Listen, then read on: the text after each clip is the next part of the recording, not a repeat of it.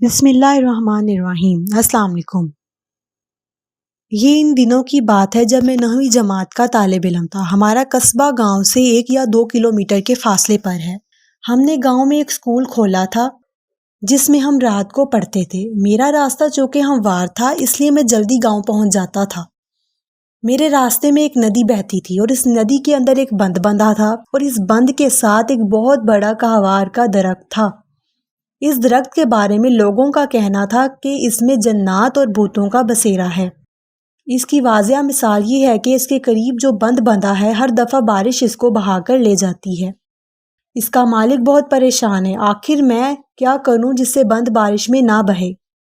مجھے تو لوگوں کی باتوں پر یقین نہیں تھا اور میں ان کی باتوں کو توجہ سے نہیں سنتا تھا۔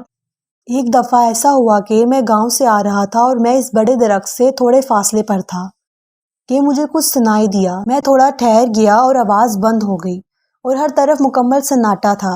تقریباً رات کے 2 بج چکے تھے۔ میں نے پھر چلنا شروع کیا۔ ابھی میں تھوڑے ہی دور گیا تھا کہ پیچھے سے کسی نے آواز دی۔ یہ آواز بالکل میرے دوست رحیم بخش کی تھی۔ میں نے سمجھا شاید وہ کسی میٹنگ میں تھا اور اب گھر جا رہا ہو، لیکن یہ رحیم بخش نہیں۔ ہوا یوں کہ وہ جیسے ہی میرے قریب آیا اس کے قدموں کی آواز بلند ہو گئی۔ میں حیران رہ گیا۔ اب میں نے سمجھا کہ یہ رحیم بخش نہیں ہے، یہ ضرور کوئی بدرو ہے۔ میں نے پھر چلنا شروع کیا لیکن میں جتنا تیز ہوا جاتا تھا وہ اتنا ہی میرے نزدیک آیا جاتا تھا۔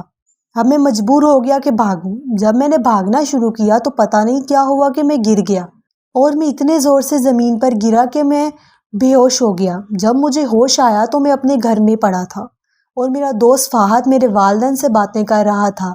اس نے بتایا کہ جب میں کھیتوں کو پانی دے کر سائیکل پہ واپس گھر جا رہا تھا تو راستے میں نے اس کو گرا ہوا پایا۔ میرا سر ایک بڑے پتھر سے لگا تھا اور میں مکمل زخمی تھا۔ میرے گھر والوں نے مجھے ہسپتال میں داخل کرایا اور چند دن بعد مجھے ہوش آ گیا اور اب اس واقعے کو تقریباً 3 سال ہو گئے ہیں اور میں 2nd ایئر کا طالب علم ہوں اور اس وقت اپنے دوستوں کے ہمراہ ہاسٹل میں ہوں۔ جب میں اس واقعے کو یاد کرتا ہوں تو خوف سے خود بخود میرے پسینے نکل جاتے ہیں۔